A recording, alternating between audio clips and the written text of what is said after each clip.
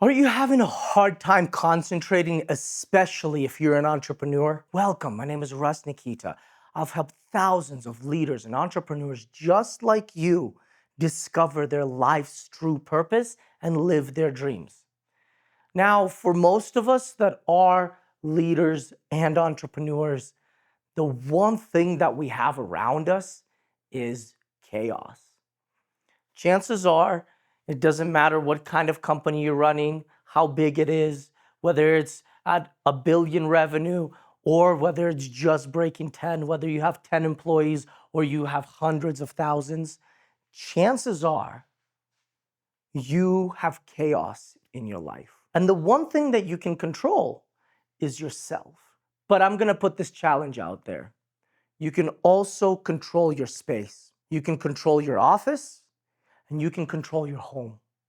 At least, maybe not your entire household, especially if you have young kids or kids of any age, but you can control the space you work, your sacred space of creation.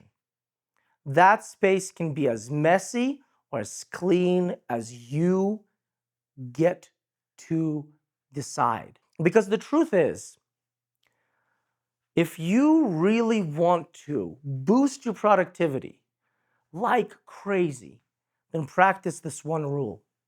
Clean house is a clean mind. That was one of my grandmother's best rules, is a clean house is a clean mind. Now, take it a little bit further, and a clean office is a clean mind. Yes, there are exceptions to the rule like creative geniuses. Of course they exist. But let me ask you, are you one of them? So look, if you're not yourself a creative genius, a genius that derives energy out of the chaos, then you must maintain a pristine and clean environment. And you must do it not for other people, but you must do it for yourself.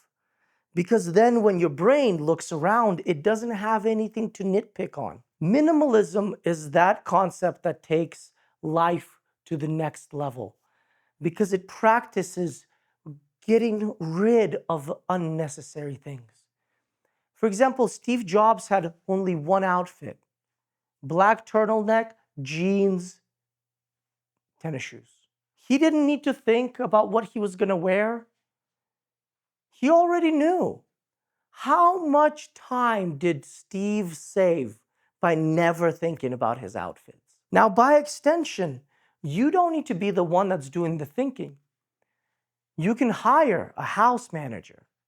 You can hire, if it's so important to you, a fashion manager, a personal shopper. You can outsource all of these things and still look just as good as you want to, yet never think about it. Minimalism is not practiced just in the house. It's not practiced just in the mind, but it's practiced everywhere because one feeds the other. If you walk into a clean, pristine, perfectly laid out household, aren't you able to concentrate on the bigger vision? Aren't you able to concentrate on the bigger concepts? Aren't you able to work on the challenges that you need to work on versus thinking, oh man, that's out of place. Oh man, that's out of place. Oh man, that's out of place. Now, the same thing goes for your office.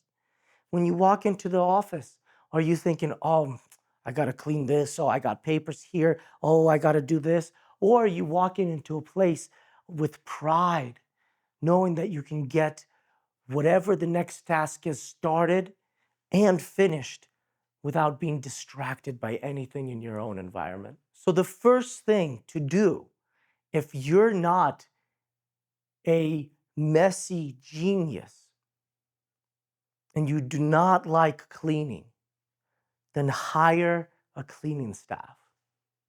Hire people that will make your environment pristine. Now, if you're not in that place, in that position, then this is better. This is where you get to develop self-discipline.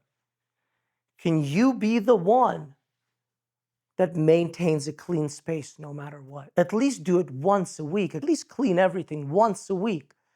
Do it on your weekly planning days, whether they fall on Sunday or whatever other day you have. But you go through your place, you clean everything up, you organize it. So that way, at least when you begin the week, you begin in a clean, fresh space. Even if you work from home, and I would say it's even more important if you work from home to have a clean place that is your office and to have a clean house. You can't be walking around your house, picking things up, constantly moving things, because it'll take your brain somewhere else, especially if you're working on something very important. So practice minimalism to the point that it works for you. You don't have to throw everything out. I have rows and rows of books. This is just one row. There's more rows. But there's other places that are absolutely pristine. They maintain that. And then if they fall off, as some things do, we live in an imperfect world, I make sure I clean it up once a week. But I was taught, hey, if it's in front of me, I'm responsible. So for me, I'd rather take care of it right then and there and just maintain the cleanliness of the space. And then it's just perfect. Thank you for watching. This is your trainer, Russ Nikita. Stay peaceful. Let's go.